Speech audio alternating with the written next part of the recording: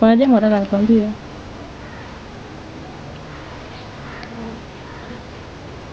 Muda mrefu ambao tumekaa mimi na wewe. Miaka 2 sasa. Ndio. Tujabahatika kupata mtoto.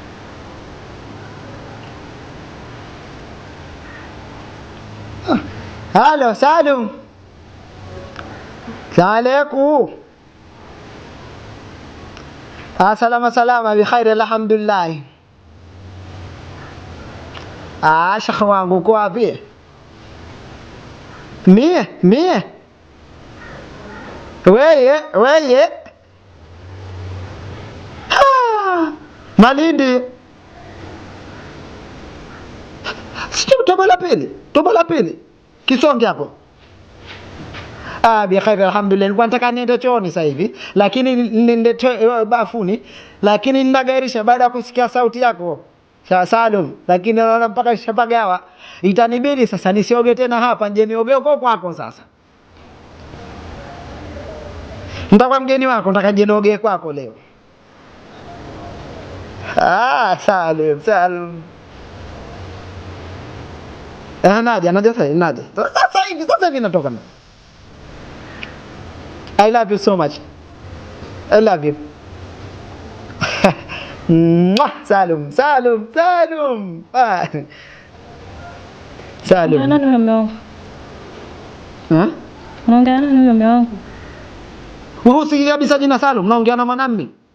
Wewe kwanza simu hii kuongea na simu kuniuliza naongea na nani, kwani unataka nini? Mimi si mke wako. Wewe mtu wangu ng'ombe. Mimi ng'ombe tena mume wangu. Habiti kilemba ng'ombe tu kwangu. Alafu unajua nishangaza kitu kimoja. Ninakusikia sana. Hii simu kuingia ni kama labda nikuja katikati, lakini nakusikia sana kuniambia mada za mtoto. Hetu hujashika mimi. Kwani hadi upate watoto wewe? Kuna lazima kupata watoto? Mpumbavu nazi, mpumbavu makuti. Kuna lazima? Kushika mimba ukishika wewe, kwani nashika mimba? Naona shida watoto mwani. Mayai uliona tukiachukua tukaenda tukapikia chipsi. Hayatoshi mpaka upate mtoto uzae. Kama nina shida watoto singekwenda watoto yatima ngenda katafuta watoto. Wewe wewe usinitafutie matatizo, sababu shida na wewe mimi. Mimi sina shida na watoto. Mpumbavu mkubwa wewe. Kwani wewe una shida gani ulikuwa huipati hapa? Huli.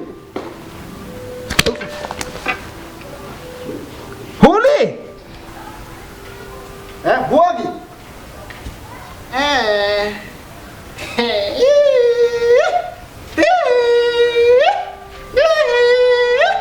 Buogi. Sasa kama waoga, ole uje itokee tena maana haramu ng'ombe wewe. Uje unitaje mada zote za kipumbavu. Utakuja kunibeba mimi mpumbavu nazi wewe. Naomba mtoke hapa. Mwana ngeni njauri. Kashajiachisha. Kashajiachisha ama huyu dawae huyu ukumpeleka Zanzibar miaka 20 mpumbavu rudi kufanya mambo yako. Mpumbavu huyu.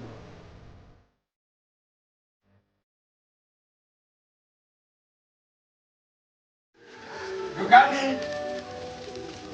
Wenye duka. Yaani ninaita dukani muda wote huu. Dukani. Ndio kwa nazalao kweli hapa. Tuingine kwa shida zetu. Kijana, subiri kidogo.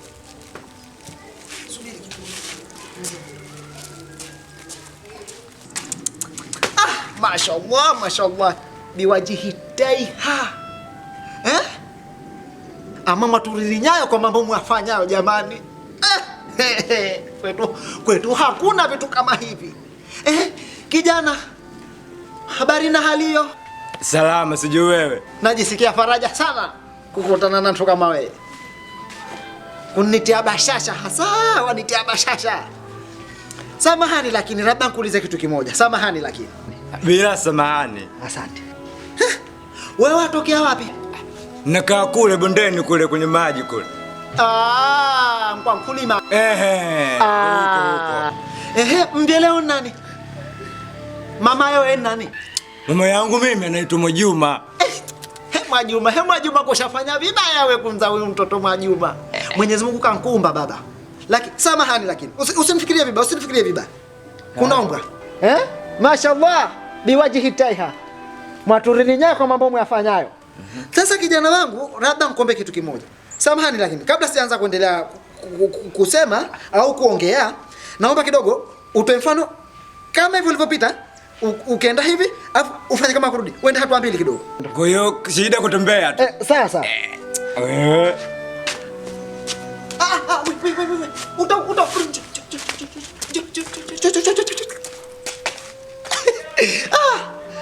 Mashallah.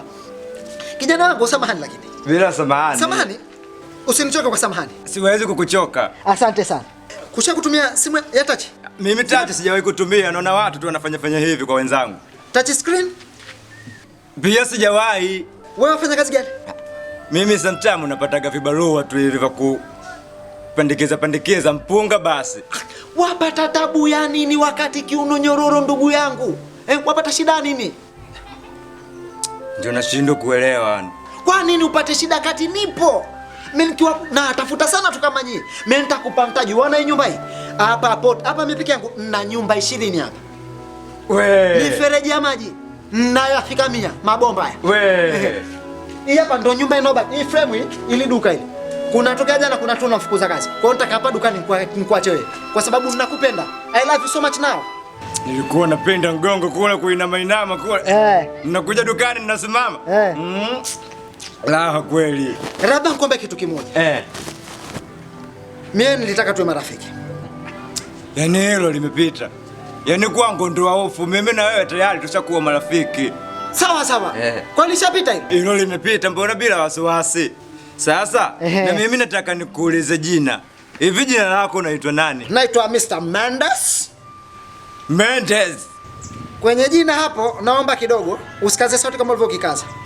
Naomba unite. Sema Mendes. Asante. Kushapata mtaji. Kazi unayo. Asa. Free, naomba nikupe nga 2000. Ndiko ntebo kombele. Nataka nikupe 2000 ukatumie. Nitashukuru kweli lakini au nitakutumia. Simu nayo. Simu ipo. Nitakutumia pesa. Nitashukuru kweli. Ukiniomba nita Mendes. Yaani mimi leo huko mtaani watanielewa vizuri tu. Yaani usilegeze sana kiuno. Mtajitamba huko ninapata boss Mendes huko. Sawa. Mwana haramu huyu hata ni uame huyu. Wewe acha kuangalia watu.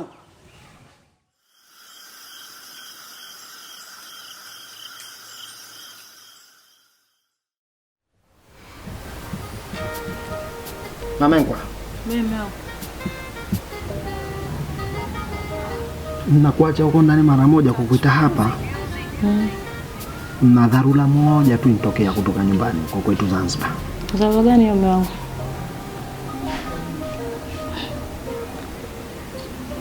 Mke wangu nitokea dharura nyumbani, atakikana mende Zanzibar mara moja. Familia inita. Ila nakaa chini nafikiria vizuri sana. Ila wazo langu linavyonijia nafikiria kwamba fursa ya kwenda mie uende wewe mke wangu. Kwa sababu itikadi zetu sio Zanzibar. Kwanza kukuoa wewe nilifanya makosa. Japo nilishakuoa tayari nikakuweka ndani, lakini makosa kwa sababu familia yangu kubwa sijajua. Nilikurupuka tu nikakuoa. Hiyo nalijua mume wangu kweli. Kwa hiyo hata wewe hapo huwa kuna riziki nyingine huwa wazikosa. Ni kweli mume wangu. Kwa sababu wakwezo wankumisi kuona kuna vimali pale lazima naye kama upo tena upande kushoto kulia na hukosi riziki. Lakini sasa kama huko atakazipata hamna. Kwa hiyo mie nakaa nafikiria hivi, mke wangu hii safari uende wewe. Lakini sasa hapa naomba unisikilize vizuri. Mke wangu ukienda Zanzibar usirudi kwa miezi hii kwanza. Ukae huko kwanza ule bata tu na wakwezo. Na ukirudi sasa kuja hapa unitafute kwenye simu. Mume wangu mie tayari nitaka nirudi tena. Usije tukakurupuka mke wangu ukajitoa ndio kwa mume wangu. Hapa kwako ndio, lakini usije tukakurupuka. Unasikia mke wangu? Nakusikia mume wangu, lakini sasa nitaenda lini? Siku ambayo unapanga niende. Siku unapanga ni uende. Mimi nataka sasa saa ngapi? Sasa hivi boti kushaikosa. Asubuhi mapema uende. Mungu ya asubuhi kana nikimbiza. Sikukimbizi mke wangu, nataka uende asubuhi kwa sababu huwa hicha ya asubuhi kule boti saa 1 saa 2 na nusu kushafika basi. Sawa, lakini nitaenda asubuhi. Kwa kudeka taka kakone mpweo. Bwana tena nikamwone mkwe wangu.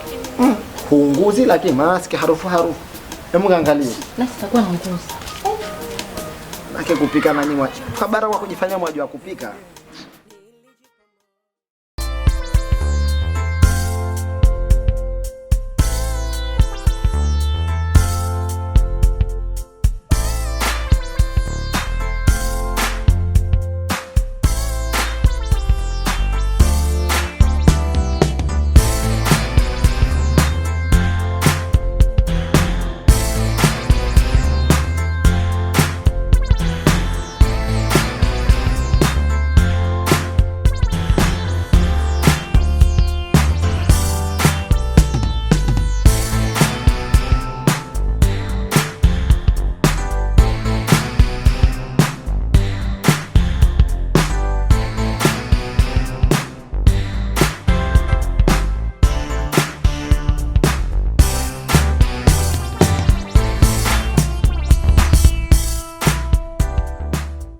Kama nilivyokuambia, yani mimi pale kuna trouble. Mimi nimepata boss anaitwa Mendez. Yani boss huyo yuko vizuri kweli yani. Sasa nifanyie basi mpango ili tuwe wote kule ndugu yangu. Yule lina shaka. Yani yule alikuwa anatoa pikipiki kwa vijana. Matrekta kwa ajili ya vilimo. Si unajua vijana? Ninajua. Alafu sasa mwenyeona mimi.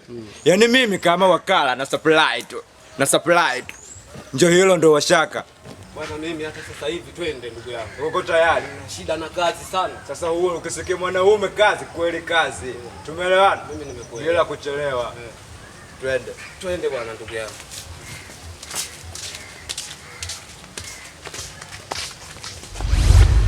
Usiwe na shaka. Yaani bosi wangu mimi hana matatizo yoyote. Njoo mwenyewe utafurahi. Babu? Yes bosi. Salama. Salama tu. Mzima na hali hiyo? Nashukuru Mungu. Watokea wapi? Kwenye mizunguko yangu tena, si unajua? Huyu nani? Njoo huyo mtu alikuwa anataka kazi. Okay. Kazi haiweza huyu? Huyo? Mimi mwenyewe nimwangalia nimeona yuko vizuri bosi.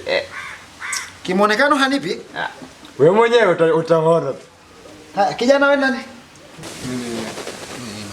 Nani? Naitwa Mgonera ila shida yangu kuja hapa ndugu yangu kanileta kwa ajili ya kupata kazi hapa. Sina sana na kazi, tumeshalima sana vibarua ndugu yangu. Asema ukweli shida yangu mimi ni pesa. Babu? Shida yangu ni pesa. Una shida na pesa. Kushapata pesa. Naomba okota bakole.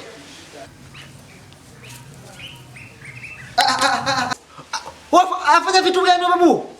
Afanya vitu gani? Babu? Yes boss. Mwana mfano. Mwana mfano. Kosa kazi siku nyingine kuwa makini.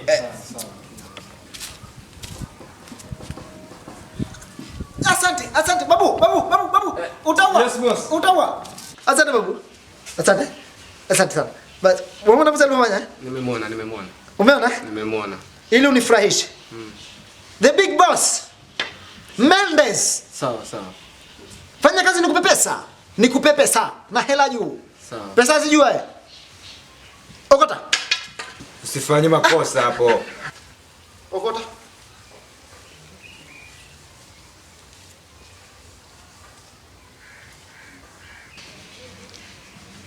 Asante.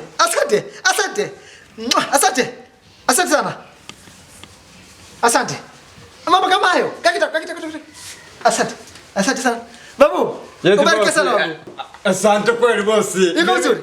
Mimi yani nakuleta vitu vile ambavyo mwenyewe unafurahi. Sawa. Kijana, labda nikwambie kitu kimoja. Kijana, kazi kushapata. Babu. Yes bosi. Naomba nikupe 300 sasa hivi. Nashukuru kweli nitakuombe ukatumia. Ndio. Ukishatumia 300. Ndio. Na huyu utampa 200. Ndio. Kwa ajili ya ukachata shilingi fulani nyumbani. Alafu utakuja kulalia hapa. Ushasikia?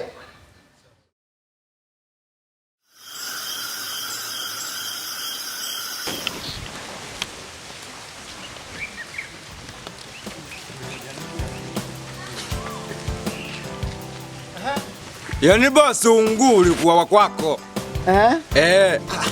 Ukisema mguu ulikuwa wangu akosea, mguu ni wako. Kwa hiyo mguu wa kwangu. Tusemewa kwangu. Ndio yale mambo ninakusema nikuletea mtu nitaki kazi ndio huyo. Ndio wewe kusikia. Huyo ndio bosi wanamuita Nendez. Ndio kutoa misaada huyo. Achague kilema, kipofu wala kiziwi. Yaani yeye mtu wa kutoa misaada tu. Shikamoo. Marhaba. Ujambo?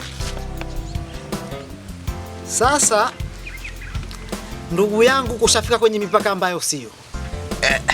Kwa hiyo wewe wategemea pale nyumbani kwangu mie huyu mimi nimpe kazi gani? Kwa mfano utakavyo wewe. Nimpe kazi gani? Wapi na wapi mimi na kazi kama hizi mimi? We, kazi zangu sijui. Alafu nakuonaona saizi wanipanda kichwani na kuonaona. Mesa mambo kimbavu.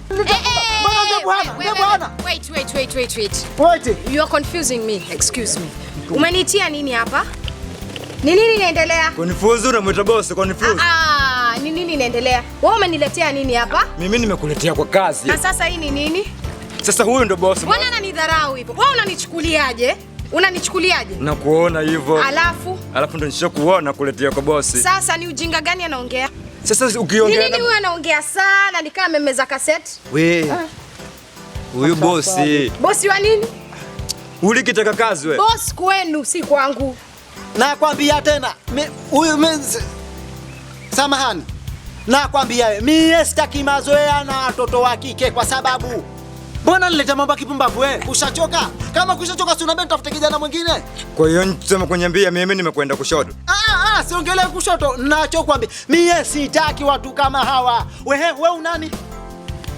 Ni ujinga. By the way, anaongea ujinga. Washafali. Stop being stupid bana. What is going on? Hakuna bosi ni stopisha wewe, mpumbavu tu wewe.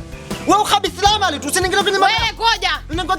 Wewe ngoja. Ni nini uko nayo? Nyanyamisi unaniangalia hivi unanionaje? Mimi ni huyu ninamwambia kwa sababu mimi sikufiche. Mimi sitaki watu kama nyie. Wewe una ndevu. Mimi nina nini? Nina nini? Una ndevu. Sikia, you are the most stupid and annoying guy I've ever met in Tanzania. Sawa? And in fact, yote unakaa kuwa very stupid. Guys. Na mimi sina shida na wewe. Waniletea huyu si Makonde yule.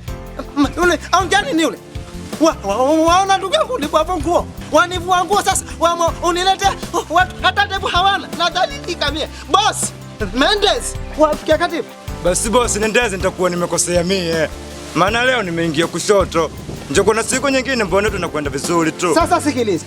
Kwa sababu kushanivua nguo, nataka leo shuka langu liwewe. Uje nyumbani uje ulale. Bila hivyo mimi hatakielewana. Manuka. Jamii tena. Mpumbavu tena tena usipokuja kwangu leo ukalala. Maana nataka kutia homa muda mwaka nzima homa tu huponi. Mpumbavu nazi. Ni kwetu wapi? Waniletea mpaka wa Kenya. Wakanda. Unashaka wapi? Yule tayari kashanisababishia matatizo. Waniletea pilipili uso ya fashion. Yaani waniletea mpaka watu. Waniletea wa Kenya. Wa Burundi na wa Uganda. Wa Tanzania wanipita. Ndebo hapa. Shwari.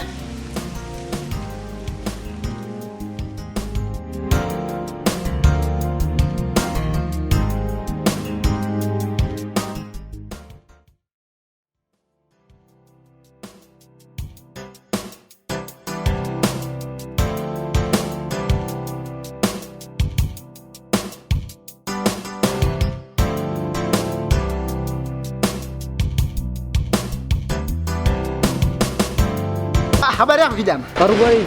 Kwema? Yu baba. Samahani lakini naomba nikuulize kitu kimoja. Sawa. Wewe hapo kabila njoo. Jambo. Jambo. Salama? Salama. Asante. Wewe kabila gani? Mimi Mangati. Mangati? Wadudu nye kwenye maisha yangu sijawahi kuwaona. Kweli? Hata siku moja. Sawa. Najisikia faraja sana.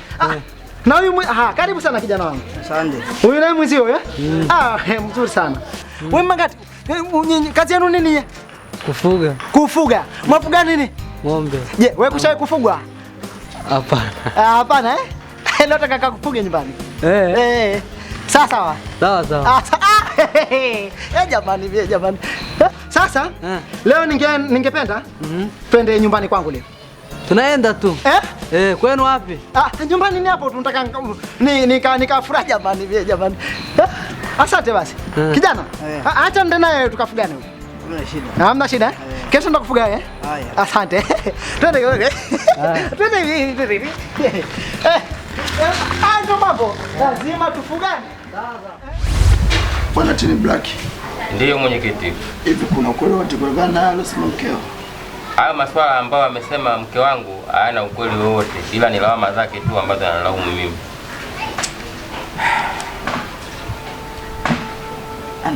Unasema lawama. Lawama kivipi? Ikiwa yeye anasema kwamba wewe unashindwa kutimiza yale ya msingi ambayo yanatakiwa. Unasema lawama. Mwenyekiti.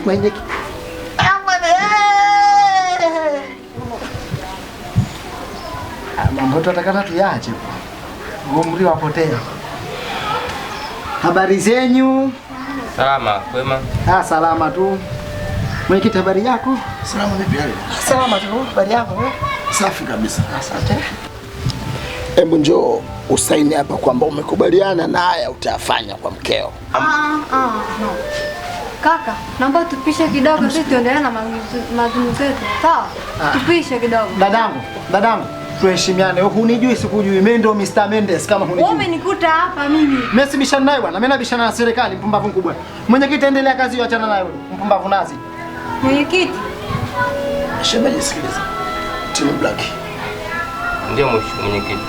Wewe inapaswa ufanye unayotakiwa kwa mkeo. Malalamiko anasema kwamba Jogoo hapa ni mtungi, umtimizie haja zake muhimu. Mtu umesimama. Jogoo hapa ni mtungi huyu? Hapana mwenyekiti, hayo. Tulia. Mwenyekiti, huyu Jogoo hapa ni mtungi? Jogoo hapa ni mtungi mwenyekiti huyu? Huyu ni mkewe. Ni tuna mkewe. Kwa hiyo mkewe amekuja hapa amelalamika. Mimi tu kama sina hamu nao sana. Wewe kaka. Mendes. Sina shida. Sikiza basi. Ndakutimua. Hebu njoo tulisaini. Naomba ufanye yale ambayo anatakiwa. Mtimizie mkeo. Sawa mwenyekiti. Mwenyekiti, kalamu haisimamishi. Kalamu ilaze. Uandike alafu urembwe mwenyekiti. Hebu Mendes sikilize. Mendes, unajua wewe mimi nakuheshimu sana. Sana. Lakini heshima naona unataka kuivunja. Si ndio? Unataka kuivunja heshima. Nisikilizeni. Ndio mwenyekiti. Naomba muende. Jamani mwenyekiti. Nimesema ni nini? Mwenyekiti jamani, bwana tukunisaidia mwenyekiti. Sawa. Naomba muende. Unaendelea kikao bwana. Wewe mwenyekiti watuharibia kikao bwana. Eti mwenyekiti wewe dada bwana atuharibia kikao bwana. Anabisi nitawaita.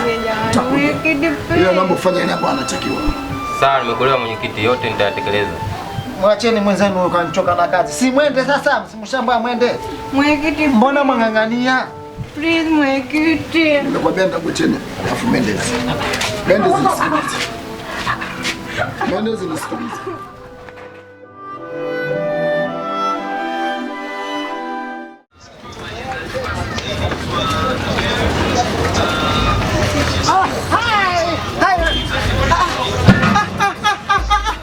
Manyama. Pole. Acha mambo yako bwana. Mbona kukosa heshima bwana? Manyama, kwani tatizo lipi Manyama? Tatizo lipi? Sikiliza nikwambie. Mendes, mimi ndio tunagomana kitu kimoja. Kwanza wewe umeshinda kujua thamani yangu mimi mwenyekiti. Mambo yasemaje lakini? Mambo si mabaya. Ila kitu ambacho mimi mpaka dakika hii ninacho. Kile kitu cha jana. Wewe kuja kuharibu kikao cha watu, mimi swali limenikera. Sio siri. Sasa bwana Manyama, ndio maana mimi nikasema kwanza kukukuta hapa ninafurahi sana kwa sababu mimi jana nilijua nilikosea. Kwa hiyo kukukuta sehemu kama hii kiupande fulani ninafarijika sana. Wanywa nini humo? Wanywa nini? Unaona kunywa maziwa hapa bwana, mbona hivyo? Manyama kunywa maziwa. Mimi nipo nitalipa. Wewe mama we. Mpe maziwa anywe huyu. Mendes. Mende tuheshimiane. Manyama hapa tata wakati nipo baba. Mendez nipo. Mtile maziwa. Mtile maziwa. Mtu mzima ovyo mtile maziwa. Unajua mimi mwenyekiti. Unajua heshima yangu lakini.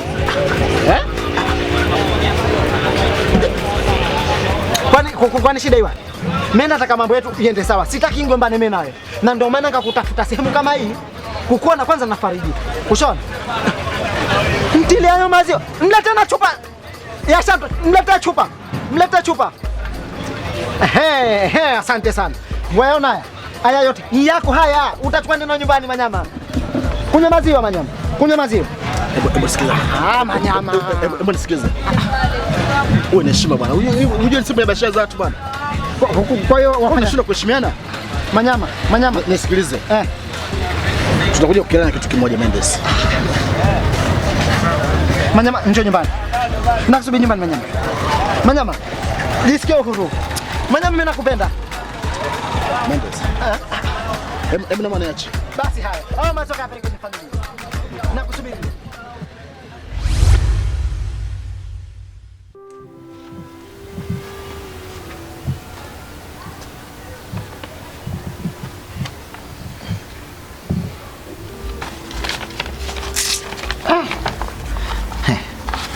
Mapangaje nyama anitia umoku minye. Rango kijana wangu. Naam. Kwema lakini. Mshukuru Mungu bwana. Na kuita hapa. Kwanza wajua kama wadai wa kodi ya miezi 6? Wajua najua. Tuachane kwanza na mada hizo. Rango. Ujue mie ni mtu mmoja ambaye napenda sana faraja wewe. Muda wote wafurahi. Na ndio maana sitaki hata tukwazane. Ushona Rango? Sipendi tukwazane. Ushona? Rango katika wapangaji wote mimi nakupenda sana na nakukubali sana. Nashukuru bwana mwenye nyumba. Washukuru Nashukuru sana. Sasa Rango, kwa sasa hivi ninakaa nafikiria vitu fulani hivi. Kushasikia? Ninafikiria vitu fulani vya kwamba kuhusu mambo ya kodi. Kuanzia sasa sitaki unilipe mie hela ya kodi. Wewe mwenye nyumba katika swala la kodi, wewe niache kodi yako nitakuwa nakupatia kama kawaida. Uwezo ukaniambia mimi nilipie kodi. Mimi na ndugu na wewe. Mimi nitalipa kodi yangu. Labda kama una lingine endelea kuniambia. Sasa Rango, tuachane na mada hizo Rango. Rango, mewa ni uwa kwa hizi. Kuneke mpaka hirini masikioni Rango. Rango. Sasa Rango, kuna kitu kimoja au chengine.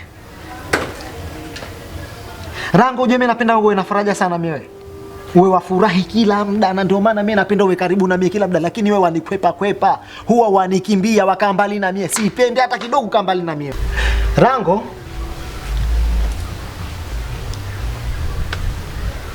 mbona sikuelewi baba mwenye nyumba? Unielewi vipi? Mbona za kunipapasa? Unajua kama una sensa, unajua unavyonigusa humu. Yaani hapa tayari hata macho yeye sielewi. Unaona meza kulegea. Sasa labda nikuulize kitu kimoja Rango.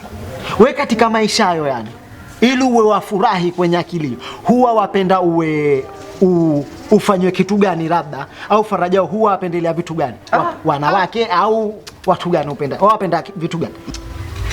Mimi kitu kikubwa ambacho nakipenda wanawake kwanza nomo.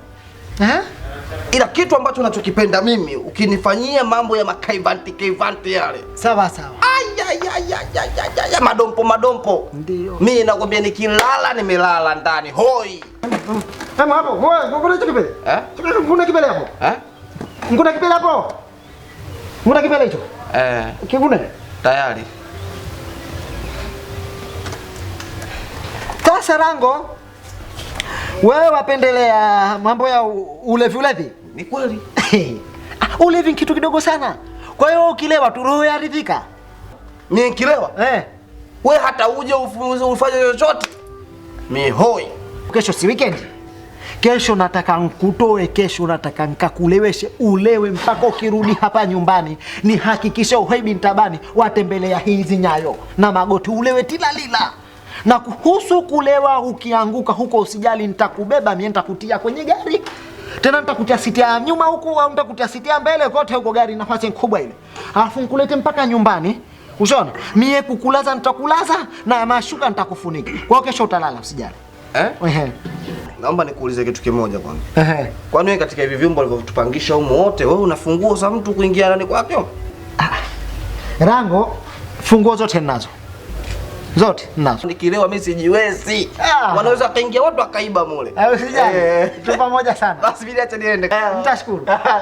Wale ndio kufanya viji usafi bwana. Usiwaambie na hizo. Ulinishtua ulipoleta madokumenti leo ngoja umeletea askari huko kwa joke. Lakini iwe siri. Iwe siri. Si tena kwenye swala kulewa. Usiwaambie majirani wengine wataona choyo. Sitaki wajue. Mimi napita bwana. Asante, karibu.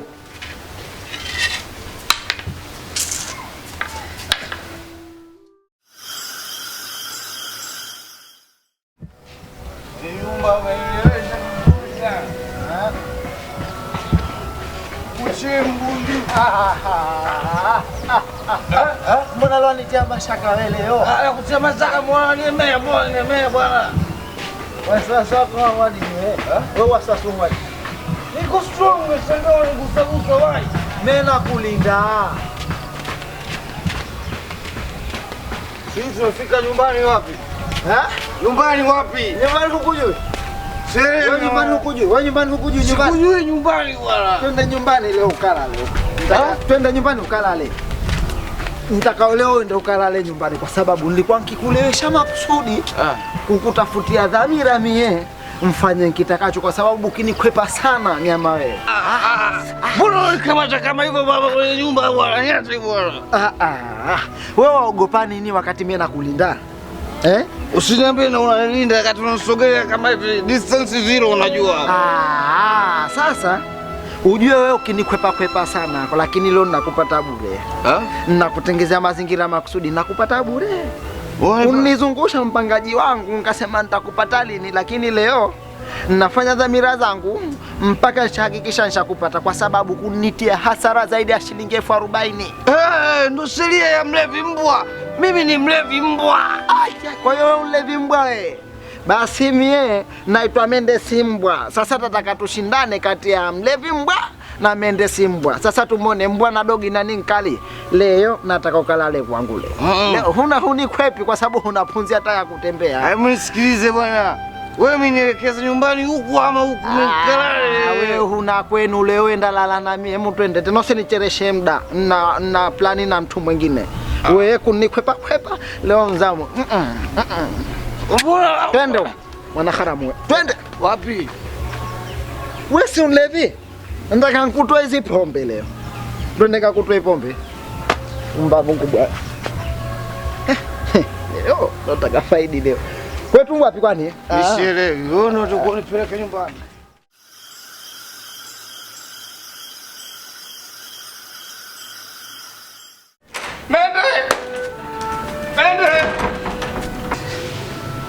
Wewe ulichokifanya umefanikiwa, si ndio?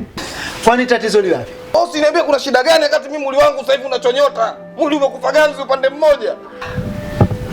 Mjanja huliwa. Mjanja huliwa. Mimi umenila. Sijasema ninakula. Wewe unafanya mazuri haya, angalia mimi bado nikoje, angalia ulivyonifanya nikoje mimi sasa hivi. Sasa tatizo li hivi. Kwa sababu ni kama ulivyosema kama kazi zetu mimi naweza endana. Lakini sasa ninaona bora ni sasa mimi nikuoneshe kama kazi hizi kuna sometimes now kuna mitego yatakana kama binadamu au fundi au mkuu au mwalimu mkubwa huo aiseti kwa ajili ya kupata namna. Wewe si mlevi mbwa. Kwa nini nakuonesha kama na mimi mende mbwa? Sasa sikiza wewe usinitie aibu mimi mpaka sasa hivi sijui hata nguo zangu umevua muda gani. Sielewi ulipoziweka huko ndani. Kanige mimi nguo zangu niondoke. Sema kuna kitu kimoja kinifurahisha sana. Wajituma sana. Alafu kusumbua. Niko na mazoea kukatia hapa. Na katia hapa ndo naingia kwangu lakini ndakatia kule. Mendes sijui umenifanya nini kwenye kiuno? Mimi kiuno kina summarize vibaya vipi msio? Na wewe ukimpata mpumbavu utalipiza kisasi ukimpata mpumbavu. Nenda kwa hadithi sasa. Tena iwe siri. Iwe siri. Mambo vileja. Ona mimi na mimi kwa nini niko katika mkumbo wale kuona mimi tayari wewe ukile naomba tena fanya haraka nitoke hapa kabla babu hajaja. Huku kwako wenda wapi? Sawa bwana. Ndio maana najivunia kazi naweza. Hilo swala ni nzuri lakini tatizo mwenyewe huwezi kujikontrol. Wewe kila siku unataka kwenda saluni. Pasipo wewe saluni una maisha? Mume wangu. Kwani saluni mimi natumia shilingi ngapi? Kwa hiyo bila saluni wewe uishi? Nywele zinakatika mume wangu sipoenda saluni. Wewe mwenyewe unajua. Toka umenioa nywele zangu zilikuwa ndefu lakini ziangalie sasa hivi. Na saluni kuto mara moja. Ndio maana nywele hazina matunzo vizuri. Mikono yangu. Sababu siendi saluni kila siku mume wangu. Kwa hiyo saluni kule ndo mnakonyoosha Afu mimi naona saluni shame nifungulie huko ndani. Nitamleta ule kunyosha je kunyosha nani? Ala. Shemeji. Bwana Tenga. Asante. Karibu. Asante nashukuru. Nashukuru. Bwana karibu bwana. Asante. Asante sana. Karibu bwana. Aya asante sana. Wewe bwana ndaza kuna nini? Karibu shemeji. Asante. Hilo swala lako hilo ngoja nilifikirie kwanza. Za utokako bwana Mtenga. Bwana uko ntokapo nashukuru Mungu. Ndio. Kwa poa? Ndio. Sijui tu hapa nyumbani. Hapa kwetu alhamdulillah tunamshukuru Mwenyezi Mungu mpaka sasa. Ndio. Kila kitu kinaenda vizuri. Sawa. Bwana baada ya salamu kuna jambo ambalo limenileta hapa. Na hususa kuja kupata taarifa yoyote ambayo wewe unaifahamu kuhusu huyu shemeji yangu ambaye ni rafiki yako wewe. Hapo namzungumzia Bwana Mendes. Naam, Bwana Mendes. Ndio. Kuna baadhi ya taarifa ambazo nimezipata mtaani. Kikweli mimi hajaniridhisha. Na kwa nini hajaniridhisha? Kwa sababu Mendes mimi ni shemeji yangu. Ndio. Akamuoa dada yangu. Sadaka. Pale napoona kuna mabadiliko yote kuhusu yeye, lazima mimi nitaumia kwa sababu akijidhalilisha yeye kamdhalilisha na dada yangu. Sadaka. Kwa maneno ambayo napata mtaani kwa upande wangu mimi sikuweza kuyaridhia. Kwa hiyo nikaona kwa nini niendelee kujiuliza maswali wakati mtu akonifikisha taarifa na nikaamini yupo. Nikajua wewe ndio utakanipatia mimi taarifa ambayo itakuwa imenyooka. Na ndio maana nikaona bora nije kwako ili kujidhihirisha zaidi kwamba je, hivi vitendo vinavyoendelea mtaani ni kweli? Okay. Labda ulikuwa unataka taarifa gani Bwana Mtenga? Sawa. Taarifa ambayo nahitaji kwa kweli kunithibitishia kutokana na vitendo ambavyo vimefanya ndugu yako ambaye ni rafiki yako namaanisha. Kwa sababu mtaani kuna tetesi ambazo si nzuri na ukiangalia yule mimi ni dada yangu. Sio naelewa vizuri. Kwa hiyo anapodhalilika Bwana Mendes anadhalilika na dada yangu. Kwa upande wangu mimi sikufurahishwa na hili swala. Na ndio maana nikaona bora moja kwa moja nije kwako wewe. Wewe ndio utaniambia taarifa nzuri. Mtenga. Mababu zetu walishasema zamani kwamba ngoma ikivuma sana mwisho wake hupasuka. Sahihi. Na siku zote mficha maradhi mauti. Sina haja kulificha hili. Ni kweli Mendes amekuwa na tabia chafu. Kama zilikuwa ni tetesi, sasa hivi si tetesi tena na ni vitu ambavyo vinaendelea uhalisia. Mendes ni mtu amekuwa anapenda sana vijana wa kiume kuliko wasichana wa kike. Na si mara moja kumkanya, nikikutana naye namuelekeza, lakini ni sawa kumpigia mbuzi gitaa. Haelewi. Yaani unamaanisha kwamba watoto wa kiume ndio anafanyaje? Analala nao. Yes. Na hutumia pesa yake kama fimbo ya kuwachapia hao ambao wanawapata. Kwa sababu vijana sasa hivi wakitajiwa tu bwana nataka na unapewa 10,000 kutokana na shida zake, haoni hasara yeye kujirahisisha. Sasa hapo ndo umenifungua. Kwa hiyo ina maana na ndo maana akamsafirisha dada yangu, akampeleka huko kwao Zanzibar. Ukweni kwetu sisi. Naam. Ili mradi yeye afanye uchafu wake. Ndio. Sasa ni sawa. Mimi ni swala nitalisimamia kidete. Nitahitaji msaada wako. Nitalifuatilia hatua kwa hatua. Naomba uwe msaada wangu. Na pia nachokitaka mimi zaidi nifundishe kwa yoyote ambaye mwenye tabia kama hii ya ndugu yangu, yani shemeji yangu Bwana Mendes. Mtenga. Hivi ulishaona wapi mtu akadondosha mbuyu kwa panga? Inawezekana. Hakuna kinachoshindikanika chini ya jua. Mtenga utaweza? Panapojalia Mwenyezi Mungu na imani utaweza. Unajua simizi kumdondosha tembo inakuwa ni kazi ngumu. Inategemea. Wengi sana washaka kutagemea dodo chini ya mkorosho.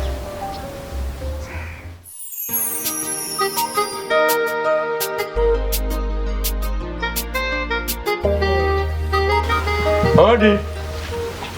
Njoo nimekosea nyumba ni. Lakini nyumba ndo hii. Siwezi nikakosea. Hodi. Wenyewe. Karibu. Ndo yeye huyo. Habari yako? Salama. Salama kabisa. Salama kabisa. Njoo rafiki kitambo kweli nikupanda kufuatilia. Yaani kuna ajira ya kazi na bosi wangu mimi anatoa kazi. Njoo nikaona ngoja nifuate yule ndugu yangu. Sijui umenielewa. Sawa. Bosi wako na watu wa kufanya kazi. Naam. Kwa hiyo umefahamu kwamba mimi sina kazi. Yaani bosi wangu jinsi alivyo. Yaani kufika ketua mpaka kutoa mapikipiki kwa vijana, kufika hatua kutoa matriculeta kwa vijana kwa ajili tu ya ajira. Niko siwezi kuwasahau yule ndugu yangu nilomuona juzi kwa sababu namuona napita tu. Ndio nikakuongea. Okay, sawa. Sasa si swala baya. Ni swala zuri sana. Unajua mtu akutafutia kazi ni mtu mmoja muhimu sana katika maisha. Unaelewa? Unaelewa vizuri. Mimi nimefurahi ila nataka kufahamu huyo mtu ambaye anaitoa hizo ajira anaitwa nani? Anaishi wapi? Yaani unaposema hivyo umenikonga moyo kweli. Yaani huyo mtu anaitwa Mendez. Yaani unataja komeda yani Mendez. Sijui umenielewa hapo. Anaitwa Bwana Menda. Sasa nisikize mbona kitu kimoja. Sawa? Umepita umehangaika. Lakini hapa mrofikia ni namba nyingine. Huyo mtu unamzunguzia wewe. Mimi namjua vizuri sana kuliko unavyomfikiria. Ina maana tayari ameshapita. Tena naomba nisikilize. Hivyo unajua vizuri mimi. Yaani mambo yenu mnayoyafanya na hizi taarifa ninavyozisikia, yaani hapa mmechemka. Sasa ni hivi, nakugea onyo. Wewe na huyo mpumbavu mwenzio. Siku mkiniona mimi au siku utakaniona mimi, uwe mwanzo na mwisho kuniongelesha upumbavu wako. Tena nenda kamwambie na yeye umpe taarifa kwamba nimeenda kuingia mkenga ambaye umeshindikanika. Mwanzo na mwisho. Tena naomba utoke na usije ukanikuta siku moja njiani ukanisimamisha kuongea upuuzi wako. Naomba utoke. Leo nimeingia choo cha kike.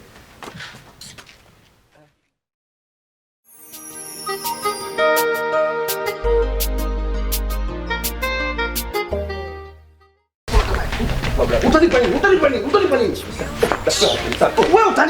utanipa nini? Utakupa labda tuzungumze. Nikwambia katusofika katika tumba. Rango, wafanya vipi hivyo Rango? Mimi namdai bwana huyu. Wamdai? Wamdai nini? Wewe unakudai nini? 50 brother anadhalilisha kweli yani. Sasa 50 ndo umdhalilisha mwanzo manjia nini? 50. Hebu njoo kijana, njoo. Rango. Wadudu kama hawa hawataki kunyanyaswa. Kuchona hawa wadudu hawataki kupelekeshwa. Wewe akudeshi ngapi? Ngoja kwanza nikwambie. Bwana huyu Rango ana muda mrefu pesa yangu. Sasa mwenyewe leo nilikuwa nimeshajitolea. Bora iwe tu hivi. Ndio nataka. Isiwe. Huyu kashafika. Huyu shanlipia usijali. Huyu 50 nitaitoa mie. Kushasikia? Tuanze tu ndani. Hey. Babu. Yes boss. Kukumbea upo? Nipo boss. Asante sana. Sasa babu, 50 ambayo nataka hiyo ambayo adaiwa huyu na kuomba nitakupa uje umpe bwana Rango 50. Hiyo siri nitakupa mimi. Na Rango 50 utachukua kwa nani? Kwa babu. Ushasikia? Mwache. Twende ndani. Wewe usiende bwana, huyo mimi baba mwenye nyumba yangu namfahamu vizuri atakachokufanya huyo wewe. Kalale. Utampa 50 Haina shida boss, nitampatia. Haya? Hilo limeisha. Yangu vitu vyepesi tu ndugu yangu. Sasa hiyo 50 yangu unapata muda gani? Umesikia? Yaani hiyo hela nitakupa mimi. Wewe na umekaa una lolote hapa, umekaa kama beki tatu tu hapa, baba mwenye nyumba yangu atakupa pesa. Nimepita nini na umekaa kama mlinzi tu hapa?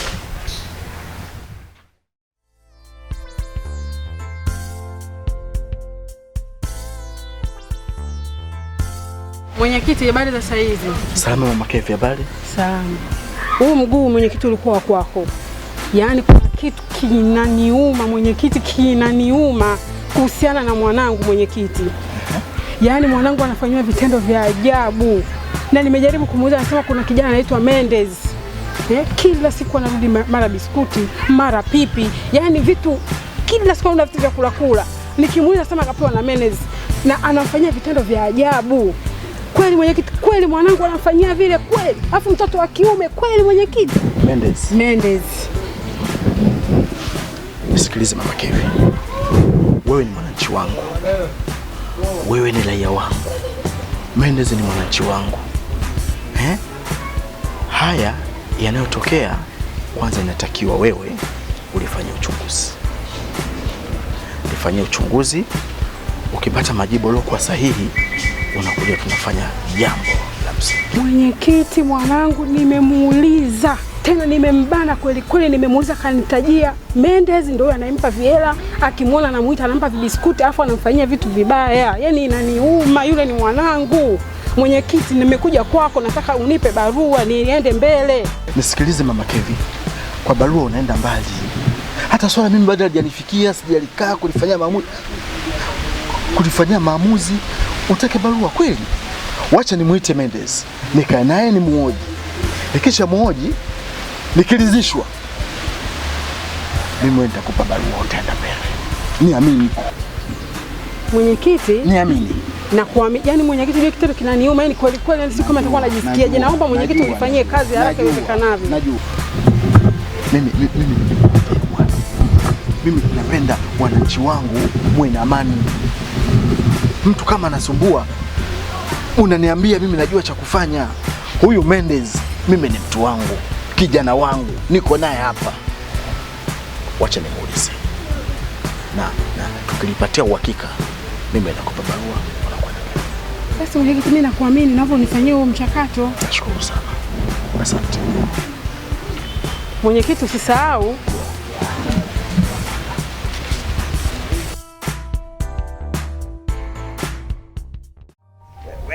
wewe.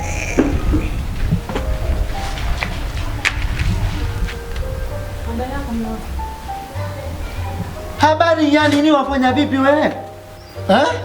Watoka huko nyumbani waje bila simu, bila kutoa taarifa. Simu iwape simu? Mbona mtu gani kwa upatikana? Mtandao unasumbua mume wangu. Mtandao unasumbua vipi? Sasa kilichokufanya urudi nini? Mbona hujatoa taarifa? Hata kama wasumbua, huwezi ukatoka ukaja kati. Nilikwambia mke wangu ukiondoka, ukenda nyumbani, siku ukirudi hapa Dar es Salaam utoe taarifa. Lakini mbona hujatoa taarifa? Kwa nini wajipange utakavyo wewe? Kwa nini? Mbona una tabia mbaya mwanamke wewe? Mama wangu tusamee.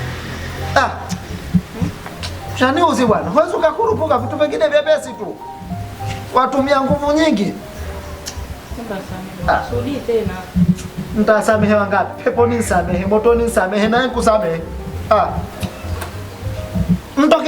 Mtoke hapa.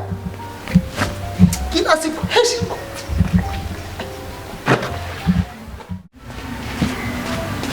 Nani boss, mimi hapa sina hata shida ya salamu. Boss.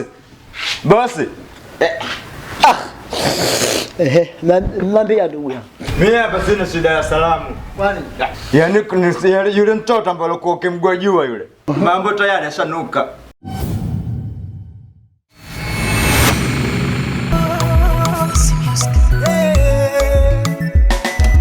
Nimeona mbali kusema siwezi na kuwa mkimya, ila maumivu ninayo na kuwa mpole naweka heshima.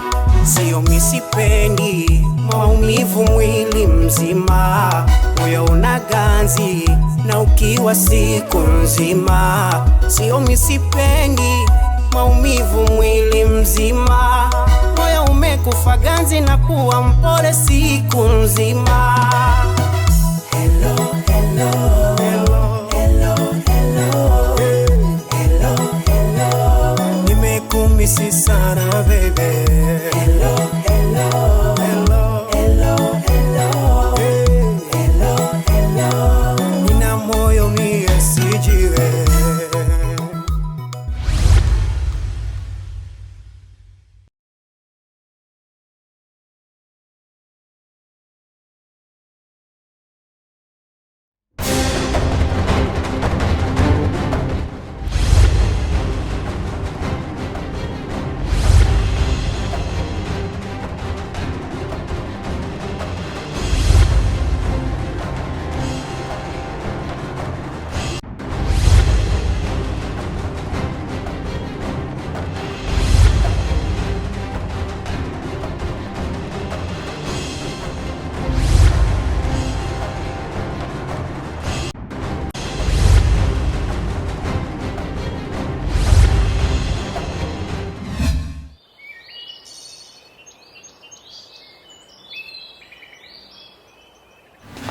Yaani boss mimi hapa sina hata shida ya salamu. Boss. Nambia ndugu yangu. Mimi hapa sina shida ya salamu. Kwani? Yaani yule mtoto ambaye alikuwa ukimgojua yule. Mambo tayari yashanuka. Yule mtoto yule mtoto kangwejuka kavunjika mguu pale mazoezini. Kwa hiyo huyo mtoto alivyo tume wana kijiji wajua kama kamvunjika mguu. Wana kijiji wote wanajua. Ndio maana nikasema ngoja nikampe taarifa boss na yeye ajue. Sasa huyu ndiye shemegio huyu. Shemeji. Habari shemeji. Salama tu, vipi hali? Asijambo, karibu. Nisha karibu tayari. Haya, mkanzi atakuwa nani? Yule mmoja yule kibonge yule sijui unamwita nani vile. Mwenye kitambi? Yule mwenye kitambi. Sawa. Lakini mimi nahisi kama mkanzi mke wangu. Ndio hivi. Mkanzi nahisi ni huyo mtoto atakuwa kama si Ali Rajabu. Una uhakika gani kama ndio? Na uhakika huo tu. Itakuwa ndio huyo. Ndio Basi sawa, hamna shida ila sasa sikiliza. Wewe fuatilia vizuri hospitali ambayo atakayopelekwa yeye. Huyo mtoto kwenda tibiwa utakuja niambia vizuri tutaonana. Kushasikia? Basi kuna shida, ngoja mimi nianisha kupa taarifa. Ili baadaye uje nipate na taarifa zaidi. Ushasikia? Hakuna shida, hilo limefika. Fuatilia vizuri. Njoo mimi nangonjoloka hivyo. Wewe mgonjoloka. Haya nangonjoloka. Mimi mwanangu mipira hii bwana hii. Una mtoto kasha katika mguu huko. Kanaumia mguu, kancheza mpira ukatika mguu, kankata mguu mkatika mguu. Kwa hiyo atakapeleka hospitali akatengenezwe mguu. Mtoto nani? Jirani tu, soja tuna majirani kiasi kuna tofauti kau. Mama nimesema kuongea kama mtoto tu nani? Mtoto tu. Asante.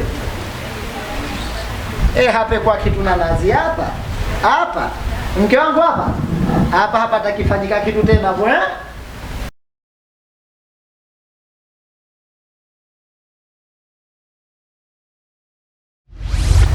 Wajua nataka nikwambie kitu kimoja. Naona wewe wanizungusha tu babu. Naambia ukweli. Ule mzigo uliokuwa nimekuletea yule mtoto tayari kishanuka kwa mwenyekiti. Unanuka hivi. Kila kona wewe. Wanachanjia panda sijakuelewa mpaka sasa. Wamaanisha nini? Naona nizungusha tu mkaka kichwa nizungusha kona. Mambo yashaharibika yamefika kwa mwenyekiti. Sasa yeye kuruka na kwa ubani. Sio unakuwa ubani. Nielewe kitu kimoja. Unakumbuka yule mtoto nilipokuwa nimekuletea? Wajuzi. Njoo balali kwa mwenyekiti. Watu wamekaa vibunge hivi. We, wamejenga mafungu. We, wapata kusema kama yule mtoto siri inzibuka. Njoo balaa hilo. Njoo kufika hapa kukupa ripoti. Wewe kusikia wapi? Kwa mwenyekiti huko. Sasa kwa mwenyekiti ekwepo nani walikuwa wengi au kidogo? Kulikuwa kuna watu kibao wamejenga mafungu hivyo wamekaa. Akasema huyo utakuwa bosi wangu nende tu wanazungumza. Ndio maana mimi nikakimbia kuja kwa sababu yako wewe. Sasa huu shagwantiani huu. Na wasema ataka. Ama washaswali Misri washaswali na yona sa dunia yanikimbia. Sasa babu mimi kila kitu. Wanisaidia vipi sasa? Sikiliza. Hakuna kitu kingine zaidi ya kufanya hivi. Tulifanya hivi. Pesa? Pesa kitu kidogo tu kwenye matatizo. Wewe hapa takunambia hivi. Kama kisha kukabidhi pesa tu basi ukishaipeleka kule kesi ishamaliza. Tunamaliza. Sisi tunacheza na midomo. Basi sasa tusipoteze muda. Subiri mimi nikakuchukulie bahasha au wewe nenda afunje kwa mzee Kasimu pale. Hapa kwenye kikuta kikubwa hapa nitakupa mzigo mpeleke. Basi usichelewe. Mimi ndo nishamaliza hivyo. Naondoka. Sawa, hamna shida. Isha kuwa nongwa hii. Isha kuwa nongwa. Mtakaachwa mimi serikali. Kushaona sasa. Hapa ndo hapo ninapokuambia. Sasa hapa nitaka nikukabidhi lakini hala ndugu yangu nataka hii issue ipeleke. Nifanikiwe nisharoa mie hapa ni hoibi mtabani shadhalilishwa. Nitaonekana sifai mie hapa hatimaye nitauliwa hapa. Naomba uifikishe. Ishu imalize, nitadhalilika ndugu yangu, endo kila kitu. Yaani imefika bila tabu, tutaweza kuchelewa. Basi sasa mimi naona shanuka.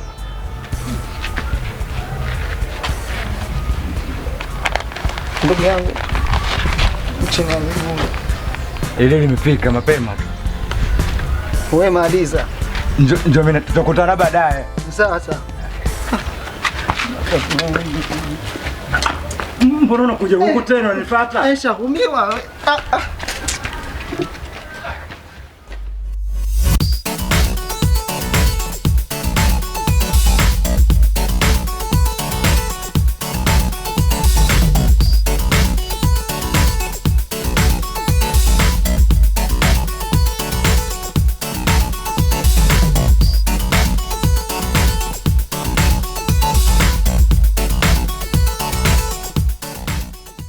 Habari yako mwenyekiti? Safi, vipi bwana? Salama. Nimeleta mzigo huu. Njoo kulitumwa na boss Mendez. Mendez?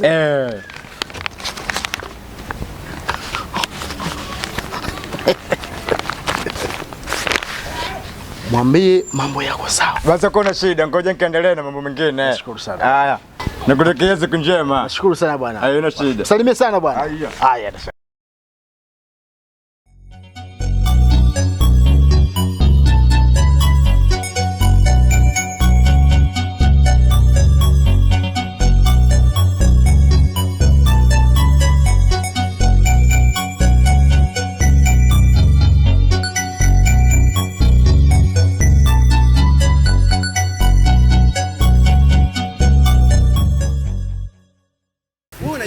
Unajiuliza maumivu gani ambayo unaona iko kwa Mendez leo hii usio kunifanyia mimi vitu vya ajabu kiasi hicho. Asa angalia, natoka kabisa katika hali ya kuwa mwanaume.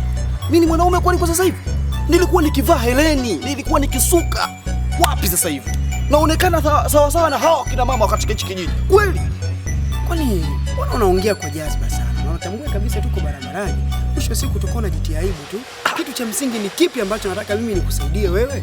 Kwa Mendez ilikuwa ni swala moja tu, kwamba nahitaji nikutoe. Nikajua ni baba mwenye nyumba wangu. Sawa, hakuna shida. Kilichoenda kunitokea, sawa kanidhalilisha katika hichi kijiji. Hivi leo hii angalia wale waliofanywa wote na mimi nipo katika huo mkumbo. Lakini wengi wenu mliingiwa na tamaa, na mimi pia mtambue sifurahishwi na vitendo vya Mendez anavyofanya. Kwa hiyo swala hili ndani yake tutakiwa tukae chini tutafakari kiutu uzima, tujue tunalitatua vipi, na si kukaa tu bla bla kupiga kelele. End of the day wewe unajitia aibu. Mimi ni mtu na heshima zangu. Aha, kumbe na wewe uko pamoja na ndugu yako, si ndio? Kwa sababu ninachokuambia inaonekana wewe unamtetea yule bwana Mendez. Bwana mdogo, hivi kidogo unakuwa unakosea. Na maana ukiniambia mimi niko pamoja na bwana Mendez, kwa hiyo mimi uniamini. Kwa hiyo tulikotoka kote kule unanipa kesi, kwa umenipa kwa maana gani ikiwa huna imani na mimi? Basi iko hivi, sawa? Tufike wakati tujue kwamba kila mmoja ale 50 zake. Ndugu, sasa hivi nimehama kabisa katika nyumba ya Mendez. Kwa sababu gani? Naona aibu, napishana na mtu, ni mume wangu. Mimi naomba mimi binafsi nishirikiane kwa swala kama hili, na wewe bora tuachane hapa hapa. Sasa mimi nimsamehe Mendez. Haya niliyopanga mimi yatakuwa tu, na mwisho wa Mendez ni aibu. Wewe tuendelee sasa. Kwa hiyo ina maana kumbe hata mimi kuniambia uko uniamini. Uniamini, una imani kwa kitu gani? Una imani na mimi? Unamtetea ndugu yako? Mimi namtetea lakini nakueleza upande misingi. Kwa hilo mimi siwezi kukuelewa bwana. Labda uzungumze vitu vingine kabisa.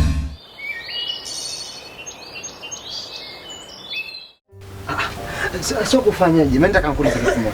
Ile pale sio kushampelekea? Yaani ule mzigo ule nilikuwa umenigaia. Ndio nimemfikishia mwenyekiti. Mwenyekiti kasema kesi hapa hakuna. Na ulivyompelekea kafanya vipi kuhusu hii kesi? Anasema yani vijana wangu msiwe na wasiwasi. Yaani hii kesi kila kitu inakuwa kimya. Ndio kila mtu hakuna kujua. Ila mimi naogopa kitu kimoja. Yule za kaja kanigeukia. Kwa hiyo mimi nataka yani kifanyike kitu ambacho hichi kijijini kwetu hii tuseme hichi kijiji chetu chote kizime, ishu yangu isije ikavuja ikafika mbali, nitadhalilika. Ili tumzime kabisa. Asizidi kuongeongea maneno. Inabidi unipatie mzigo mwingine. Umenielewa hapa? Pesa yani ni sasa. Pesa yani? Yale maneno mengine tunakuwa tunayakandamiza kupitia pesa. Wewe una pesa. Patie basi pata kuondoka saa hizi. Tukituona hata kama unaonekana mimi nina pesa sana. Hakuna mtu mwingine hapa. Sasa we. Babu. Mbona waniacha takuka? Kwa sababu nishakupa pesa. Jamani, hichi kitu kikizima hichi, roho yangu isharidhika maana ni mtihani huu.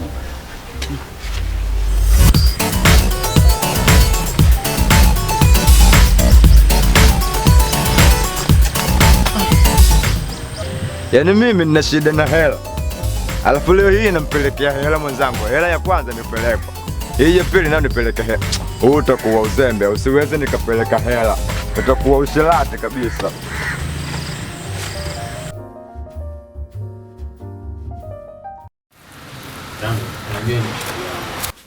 Na mara nyingi mimi ninaposikia skendo ambazo zinahusiana nawe lazima nifanye nini? Nikufuate nikwambie. Mimi nakuonea huruma. Unakaa unavimba kumbe tayari bwana Mende ashakupitia mshikaji wangu. Kwa mmekaa hapa mwanangu mmeshindwa kuyafuatilia ya kwenu unaanza kufuatilia watu. Sasa labda mimi nikuchane kitu kimoja hapa ambacho wewe ukijui. Huyo Mendes mimi kwangu kama anasoma. Alafu hakuna mtu yoyote wa kunisumbua katika kijiji mimi. Sijui unanielewa? Eti Mendes akakupitia. Mimi nakaa mwanangu najua naongea na mtu wa kiume kumbe naongea na Hadija Kopa. Si ndio? Lango ipo hivi. Wewe sio lango ambaye tulikuwa tumekuzoea hapa kijijini. Wewe ni mtu wa kusuka, mtu wa vipuri, wa kupendeza. Mwisho wa siku Mende kafanya nini? Kakupitia na hadi kodi kakulipia. Umepiga bia za watu afu. Sikiliza. Ongea kitu chenye uhakika nacho wewe kwenye kichwa chako babu. Wewe umekaa maskani hapa hujaleta mambo yako. Hapa kila mmoja anaongea kauli zake zilizomleta. Sasa mwanangu umekaa na shida wewe mwanangu sikuelewi mwanangu. Mimi Mendes wa kunifanya vitu vya ajabu mimi Mendes anataka kunifanya mimi Mendes unamjua wewe? Eti wewe Mendes mimi mwenyewe mtamu hii michezo hiyo mimi mwenyewe kitambo naijua. Afu mwenyewe tukadiza Mendes nani kwangu? Afu labda nikwambie kitu kimoja. Hivi jina la Mendes tutakuja kulifuta hapa.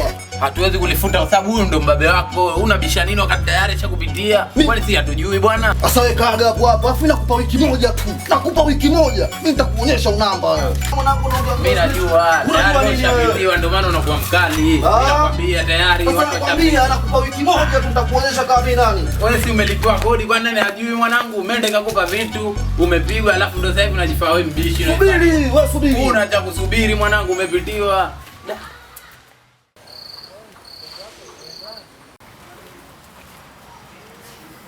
Oya Juksi. Juksi. Unakaa ndani tu mchana wote mwanangu. Njoo bwana.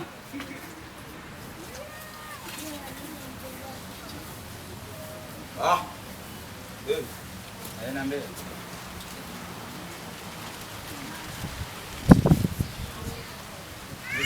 Poa. Vipi naona siku hizi unakulala tuonekane. Niache tu kijana. Tatizo nini? Yaani siku hizi sikuoni mazoezi, sikuoni kijiweni, sikuoni popote, yaani wewe mtu wa kulala na mawazo. Hebu niambie, kitu gani kinakusumbua juu? Unamjua yule bwana nani yule bwana langu yule? Jamaa amekuwa na 50 yake bwana. Bwana yule jamaa alikuwa na 50 yule jamaa. 50 sasa kuna siku kanikuta maskani nini kanichukua mwanangu kanipeleka mpaka kwake nyumbani na ndaye. Sasa sikuelewa nyumbani kwake kanipeleka naenda kufanya nini sikujua. Tunakaribia kufika nyumbani kwake pale mlangoni nini. Na mwana kuna jamaa anatoka ndani kapa msuli na bagarashea. Akauliza kuna nini hapo bwana, mimi nikamuelezea kwamba jamaa anaenda shilingi 50,000. Yule jamaa mimi alichoniambia bwana tatizo hili mbona mimi kwangu dogo tu nitakulipia. Jamaa akalipa hela, akaniambia basi karibu ndani uje kunywa chai. Mimi naingia ndani kunywa chai mangu mama akanishika bega kama akanifanya nini? Asa sikuelewa kilichotokea nini. Mimi sikuelewa ndani. Mama shangaa tu nimetoka nipo nje nisielewi, nipo nje tu ghafla nimekaa nje nisielewi kilichotokea kitu gani mwanangu. Bwana Juksi. Huyo mzee unamzungumzia anavaa misuri, mimi namjua na yule bwana ni hatari sana hapa katika kijiji. Anaitwa Bwana Mendes.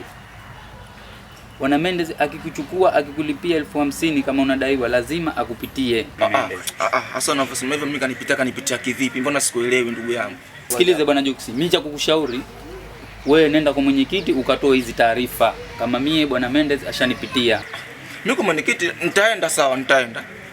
Lakini hajanipitia. Bwana Juksi wewe ni kwenda kwa mwenyekiti tu ukamwambia kama Bwana Mendes mimi kanipitia. Ndugu yangu naona unanivunja heshima sana. Kama mimi naona kuvunjia heshima fresh, lakini wewe nenda kwa mwenyekiti toa hizo taarifa. Kwa mwanangu hebu tembea kwanza. Ni fresh, mimi natembea zangu, lakini nikifika maskani na nimwaga Majuksi kapitiwa na bwana Mendes. Wewe nini? Fresh tu. Acha kufungua wewe.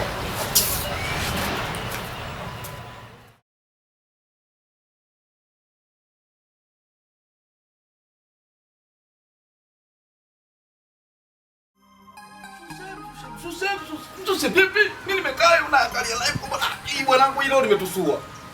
Mdogo wake Diamond, mdogo wake Diamond, mdogo wake Diamond, mdogo wake Diamond. Acha uongo.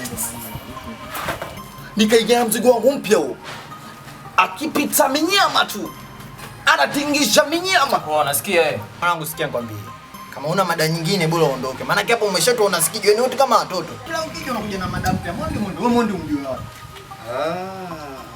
Wewe kila siku unashika kijiko tu mavieleni. Afu unamjua Mondi na kijiko chako. Ndio kwa blaza vile. Vile ndio kwa blaza. Oi. Naona ile jamaa. Kwa poteza. Nasikia vitu vya Burundi nipe. Mimi nawapa mashahidi yao. Mimi nawapa mashahidi yao. Kwamba juzi nimeenda kutia show ile ya minyama tu. Minyama. Nakuta sababu kaanza kushika mawe, tukashika chupa namna hii. Kaona mama imeisha. Show imeisha. Sasa kuna vitu ambavyo mimi kama mtoto wa kiume naelewa. Ndio huyo, maana wewe ndo unaonekana mtoto mwenzio. Sema nini? Bora uzungumze wewe kwa sababu wewe kidogo mwanangu nakuelewa kuliko ile dogo mwisho kule na mwingine bisho. Sasa nisikieni. Hapa kuna bwana mmoja katika kijiji anaitwa bwana Mendes. Oya. The Juksi. Kinyao.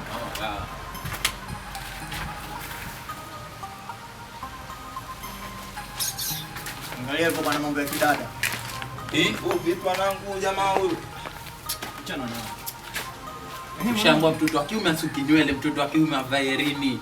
Yule katubwa huwa asijui anamaanisha nini. Tuendelee. Anakwambia nywele. Story imeenda hivi. Story gani? Sasa yule bwana mmoja anaitwa bwana Mendes. Yule bwana Mendes nasikia anaweza kukuchukua ukina zenu mfano Kantelo pale. Ukifika unaagiza, unakunywa, unajisikia. Kitondo cha kutoka hapo sasa. Moja kwa moja mpaka kwake. Fika kwake kinachopata huko ndani. Niacheni tu. Sasa hapa mwenzetu hayo mambo nasikia kuna siku alinipa story nimepita kwao pale tukaongea mali matatu bwana Juksi. Ananiambia siku hizo, anambia Juksi mbona huonekani siku hizo? Juksi gani unamtaja mbona sio? Tulia. Samahani.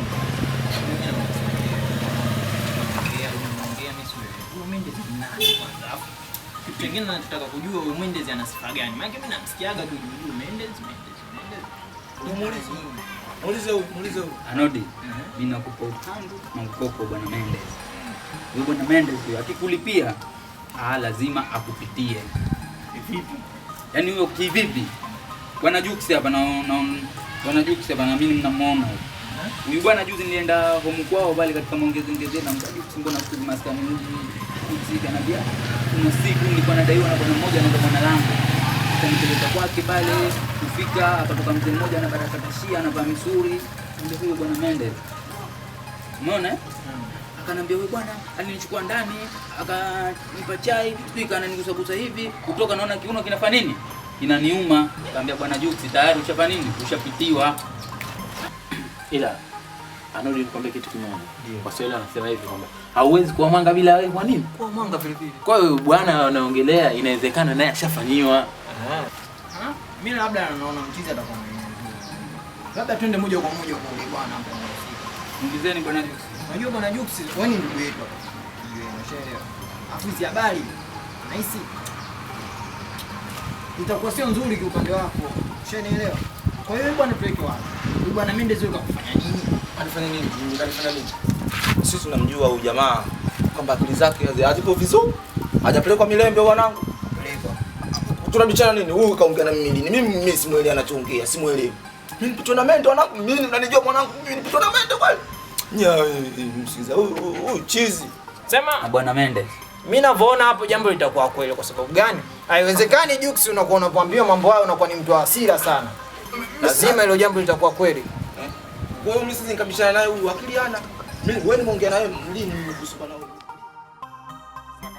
Kweli ndugu yangu. Kweli.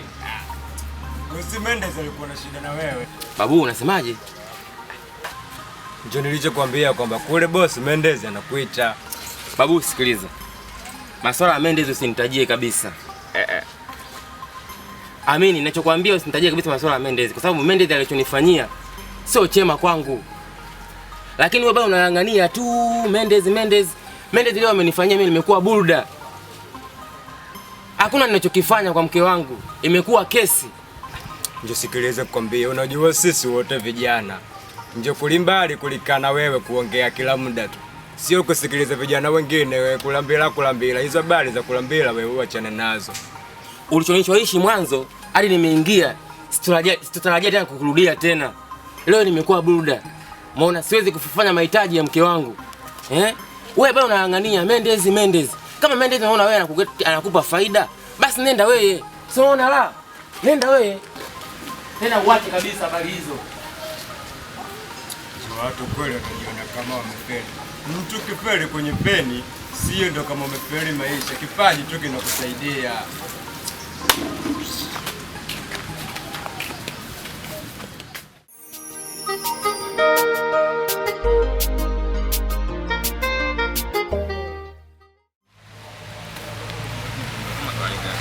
Kazi. Mambo vipi? Kama kawa. Vipi ndugu yangu? Bana. Kama hivyo tu. Leo mwanangu kwanza kabla ya kuongea chochote kwa sababu nimekuja nimepaga nini leo. Pamoja. Kuna issue ambayo kuna mzee anataka akapigwe gypsum akapigwe na tiles. Kwa hiyo akunifanya mimi niishi ni nani? Ni nyinyi. Yule mzee wa hapo bondeni hapo. Umeelewa? Kwa mimi sidhani kwamba tupoteze muda mwingi, inabidi hapa tutoke tu tuende. Kabisa. Sikia mwanangu, upande wangu mimi kuniswala hoteli hizo usijali. Mzigo umetoka, kingila mkoba kimetoka, 10% hiyo. Na kutia mzigo, show zinaendelea.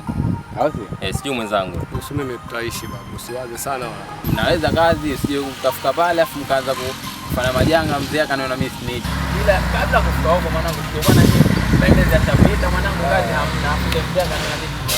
Sikia ndugu yangu, wapile wanu wasigale wanu. Kama wale wabaki watu na wabaki watu. Kazi inafanyika usijali.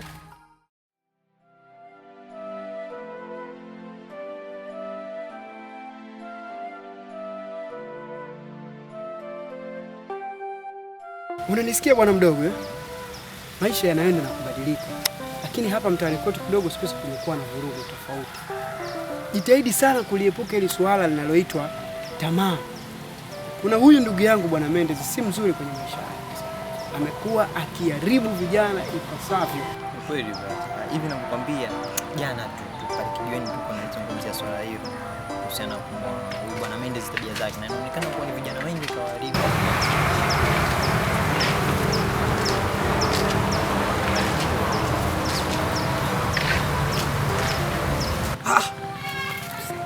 Yaani wewe umekaa bado unataka kuyafanya na haya kwa huyu? Wewe bado uliziki? Huyu bado mtoto mdogo. Kwa nini unataka kufanya mambo kama haya? Wewe ndio unataka kwenda kijiweni ukakaa katika mkumbo wale? Kwani vipi brother? Kwani vipi nini mimi nakutetea wewe? Wewe muangalie huyu alivyokuwa. Angalia ndevu zake hizo na hicho kilemba jinsi zilivyofanana. Huyu mtu mbaya huyu. Like kama ungekuja kwa utaratibu basi ungeuliza nini ambacho sisi tunakizungumzia. Na kutetea unaniambia masuala kama hayo niulize nini? Wewe umjui huyu? Huyu kabisa mkubwa huyu. Tumezoea huko kutufanyia vitu vibaya sisi. Sisi hatufanyiki vitu kama hivyo. Hizi ngozi ngumu. Unakubali vipi wewe? Brother, kwani kuna shida yoyote hapa? Hakuna shida yoyote. Unajua huyu bwana tayari ni miongoni mwa wale vijana ambao wanasema lipo linalo msibu. Kwa hiyo mwache tu aongee. Akimaliza basi atashika njia. Usiniambie swala kama hilo. Wewe unayajua unayofanya. Mimi nakuonea huruma sana wewe kwa sababu wewe bado mtoto mdogo. Baba yako anapambana katika haya maisha kwa ajili ya kutoe. Wewe unaita mambo kipumbavu kweli? Unamwelewa huyu? Mnasimama hapa angalia unapojitia aibu. Anajulikana katika kijiji anamsaidia ndugu yake huyu. Hebu acha mambo picha tuondoke. Basi baki na msimamo wako. Ila nakwambia kitu kimoja. Yakija kukutokea na kutokea, kijiweni usije ukatuzungumzia mambo kipumbavu. Nyinyi mnaita mambo kijinga kila siku bwana. Watu wapemba na wapemba mmekuwa bunga kiasi gani ni mapala nini? Wewe. Mtu atenda hasira kiasi hichi. Unataka kumpitia na mtoto mdogo kama huyo? Mtoto mdogo kama huyo unataka kumpelekea wapi? Hata ni mambo ya kijinga bwana. Unataka kumpeleka wapi wewe bwana? Wewe si ndo wale. Utajua mwenyewe. Pumbavu mkubwa.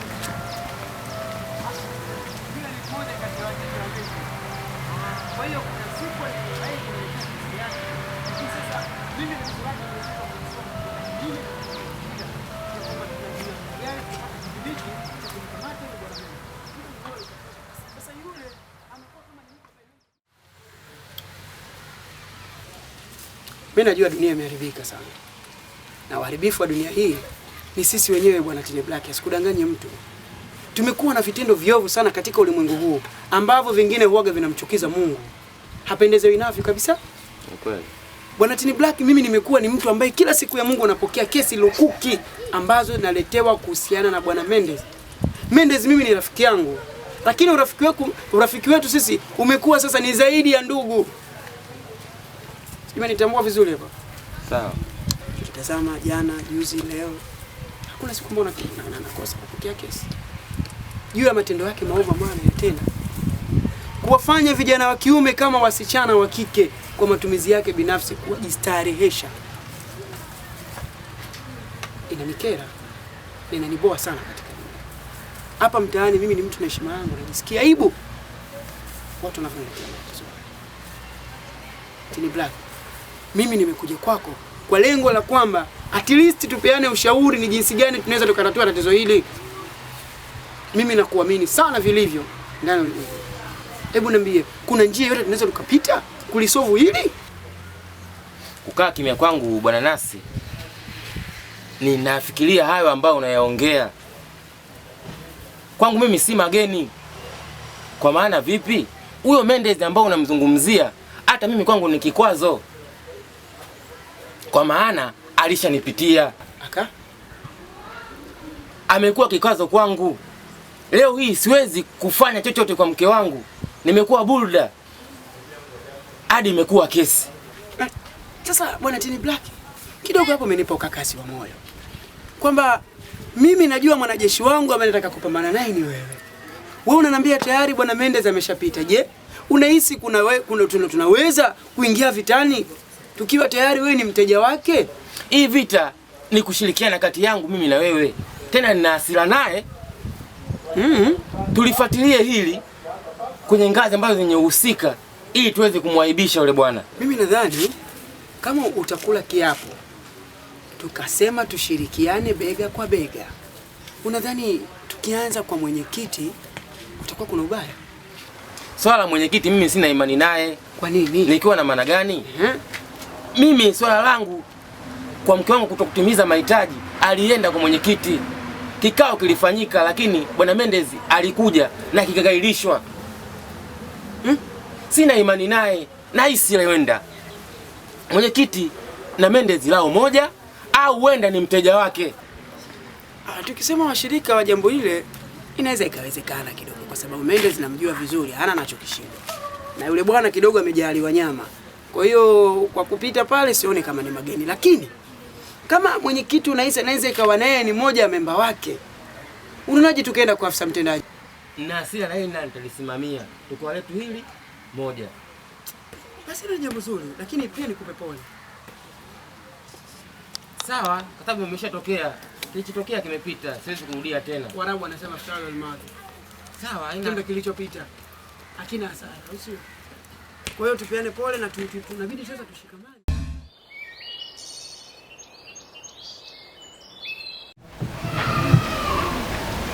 Kiki na nyama. Huyu mama nasikia unafanya. Mama Kevin. Huyu mama ameleta tatizo lake huu mwezi. Na kama ameleta tatizo lake huu mwezi, mwenyekiti nahisi ulifuatilia. Mama Kevin swala lake alikuja kuniambia kama wiki hivi sasa hivi. Wiki? Kama wiki mbili hivi naweza kusema. Mwenyekiti, ili swala lina mwezi tangu nimekuambia. Ndio maana na nikikuwa uyafahamu majukumu yako. Na laiti kama ungekuwa unayafahamu, basi ungelishughulikia hili swala la huyu mama. Mtoto wake amebakwa, lakini wewe kama mwenyekiti umekaa na kuliangalia. Limekufurahisha sana eh? Mama, ulipofika kwa mwenyekiti alikujibu nini? Mimi mwenyekiti aliniambia nimwachie yeye, ataongea na Mendez na atalifanyia kazi, wao ataniletea majibu, lakini mpaka leo mtendaji, hili swala liko kimya. Sielewi kinachoendelea hapo katikati ni nini. Ina ninavyosikia mimi washapeana chochote kitu, na ndio maana alifatilika nyamaza kimya. Na ndio maana nimekuja kwako mimi unipe barua niende mbele. Mwanangu ndo anayeumia. Mimi ndo mwenye uchungu na mwanangu, mimi hapa na uchungu. Yeye huyu uchungu hana. Na ndio maana anafanya hivyo. Mama Kevin, mimi nimepokea pesa kwa Mendez. Wewe mwenyekiti unayaweka uhalifu ndani ya kitongoji. Leo watu wanabaka, kesho watu watakuja watavunja majumba ya watu, watakuwa majambazi kwa sababu ya kwako wewe mwenyekiti. Naelekea utakuwa hufai kuwa mwenyekiti wa jamii. Askari, chukua huyo mtu, peleka kituo cha polisi akatoe maelezo vizuri. Ataondoka na mama, wataenda kutoa maelezo polisi, mimi nitabaki na majukumu mengine. Mtendaji, hayo wala si ya kufika huko. Lakini mtendaji, naomba tuende polisi tukamalizane huko. Kwa sababu mwenyekiti swali na mwezi na ulifanyii kazi. Twende. Naomba usimame tuelekee katika nyama sisi. Msidishike. Kwa heshima yako. Mwenyekiti, lakini mama Kevin, haya mama. Twende bwana Manyama, twende. Sasa mtendaji, lakini hujatenda haki. Tena haina ndio sasa sisi kuna haja gani kushikana? Lakini mnatambua nafasi yangu. Tunakuelewa mwenyekiti. Nyinyi ni wagambo na nyinyi mko chini yangu. Muda bwana. Twende.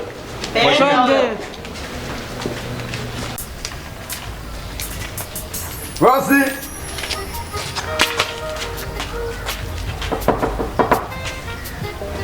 Mendez. Wewe bosi.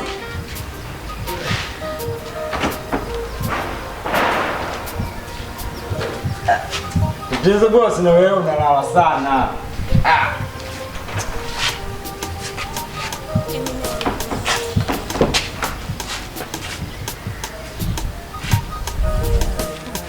Nimekuletea chombo hiko. Wasema vipi wewe? Nimekuletea chombo. Mr. Kichombo. Hivi wewe nikwambie bwana mkubwa babu. Mimi nionaje mimi? Na kuona kama boss Mendez mtu mwenye pesa zake. Mtu mwenye hela Kwa sababu umri wangu uchukua na miaka mingapi? Hayo tena umetoka wapi?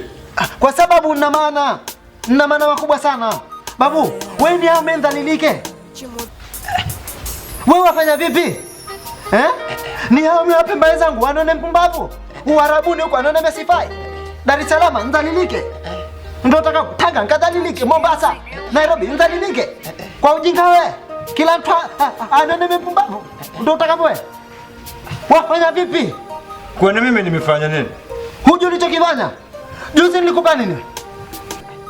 Wewe juzi umenipa hela nimpelekee mwenyekiti. Wewe huna cha mwenyekiti wala mwenye meza. Pesa hujaipeleka, ninapigiwa simu mimi mwenyekiti. Pesa haijafika. Wewe ni hao memvuliwe nguo. Ni hao mvuliwe nguo. Wewe ni hao ndalilike tu utakavyo. Sema kama utakadhalilike. Ni hao memvuliwe nguo ndalilike. Watu wana mimba ndivyo utakavyo. Wewe ndivyo utakavyo. Wewe ndivyo utakavyo ndalilike mimi. Tudhalilike si wewe. Wewe hapo babu. Yaani hela zimefika. Mwenyekiti mwenyewe tayari katoa meno. Hajatoa meno, mbona kanipigia simu kama pesa hujampelekea? Huyo analeta habari za kulambila huyo. Kwa hiyo mimi aniramba. Anakulambila. Waniramba mimi wewe? Anakulambila, anakulambila. Kulambila ndio vipi? Wewe usilete mambo ya kipumbavu. Sasa sikiliza. Mwenyekiti kanipigia simu tena kanishishitiza. Ndugu yangu mzigo haujafika, una mwezi, una wiki mbili. Sijui siku tatu. Anipigia nilalamikia anambia. Kwa hiyo issue itavuja. Kwa hiyo mimi jamaa. Yaani mimi nakuhakikishia tunaweza tukanapaka kwa mwenyekiti. Yaani mimi pale hela nimempelekea. Na hicho ndio ulichokiacha. Tuenda moja kwa moja mpaka kwa mwenyekiti. Ndio hofu. Na ole wako. Niifike aseme mwenyekiti hujampa pesa. Ama ni zako ama ni zangu. Nataka kuja kutafuna. Tusilete mambo ya kipumbavu kabisa. Twende kwa mwenyekiti. Kwa sababu kwanza kaleta mambo ya kipumbavu. Wewe ni hao ndalilike mimi ndio ni hayo. Yaani mimi naenda kukuhakikishia huko. Utakwenda hakikisha kweli. Unataka mkulio kuomea. Itakuwaje? Wewe twende. Kazi hamna. Tutaongea baadaye na wewe. Wewe kazi yako kuhusu nini? Mpumbavu mkubwa. Kazi ukiona unajua Njoo chukue kazi ndani. Japo sikutaka nataka. Huu mzigo na utaka pesa na. Tendo. Sana huko.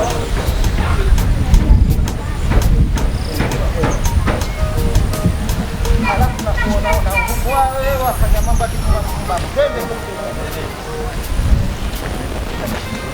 Wewe. Utakufia mkwaju wewe.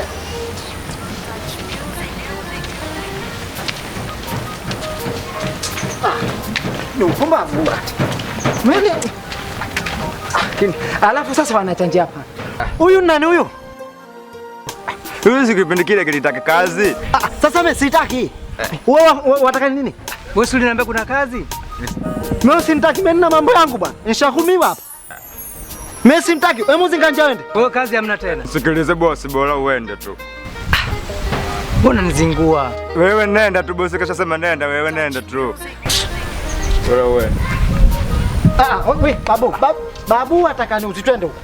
Alafu mbona twende kwa babu? Lakini boss, nikiangalia saa hizi huko muda umekwenda. Alafu mbona hii safari wewe naona waipinga pinga hutaki kwenda. Una nini wewe ndugu yangu? Kwani boss utaki mambo mazuri? Saa hizi muda umeenda.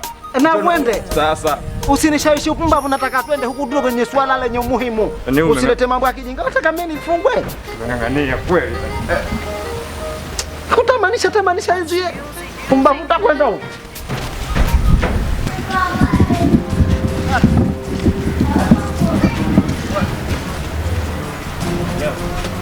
Ase wakubwa. Mheshimiwa. Pisha nyingine. Waheshimiwa. Hebu subirieni kidogo. Ase. Tamani ni wazee. Sisi ni askari mgambo hapa kijijini. Sawa sawa. Tulikuwa tuna shida na wewe Mr. Mendes. Mr. Mendes mie? Ndio.